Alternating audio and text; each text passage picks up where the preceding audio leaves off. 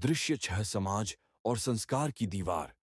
इसमें सुधा के पिता को दोनों की भावनाएं समझ में आने लगेंगी। चंदर और सुधा के रिश्ते के बीच संस्कारों की दीवार का निर्माण। सुधा और चंद्र के बीच का अनकहा रिश्ता अब डॉक्टर शुक्ला की नजर में आने लगा है।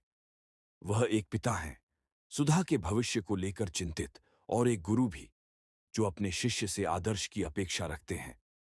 डॉक्टर शुक्ला प्रेम को भावनात्मक कमजोरी नहीं, बल्कि सामाजिक अनुशासन का उल्लंघन मानते हैं। वहीं चंदर अपनी सच्चाई से जूझ रहा है।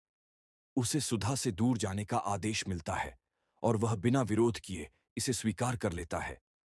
यह दृश्य प्रेम की पहली हार है और आदर्शों की पहली जीत। डॉक्टर शुक्ला के घर, रात का समय, अध्ययन कक्ष। डॉक्टर शुक्ला मेज पर किताबें सजा रहे हैं। चंदर दरवाजे पर खड़ा है। डॉक्टर शुक्ला, आओ चंदर, बैठो। बहुत दिन से तुमसे गंभीर बात करनी थी। चंदर, स्वयं से, जी, कहिए सर। डॉक्टर शुक्ला, गंभीर स्वर में, देखो चंदर, तुम मेरे सबसे प्रिय शिष्य हो। तुम्हारी ईमानदारी और सोच पर मुझे गर्व है। पर मैं देख रहा हूं कि तुम और सुधा बहुत करीब आ गए हो। चंदर चुप रहता है, सिर झुका देता है।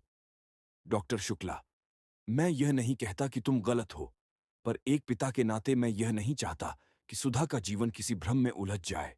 चंदर, धीरे से, सर, मैं आपकी बात समझता हूं। मैं सुधा के प्रति अपने मन के भावों को नियंत्रित कर लूंगा। डॉक्टर शुक्ला, थोड़ा नरम होकर, मुझे तुम पर भरोसा है चंदर, लेकिन अगर जरूरी लगे तो कुछ समय के लिए दूर चले जाना।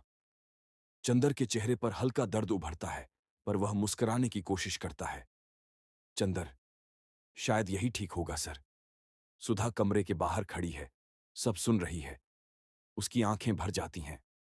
सुधा, धीरे से, खुद से, तो ये अंत है? क्या मेरे मन की सच्चाई भी पापा की मर्यादा से छोटी है? वह कमरे से चुपचाप लौट जाती है। उसके कदम भारी हैं।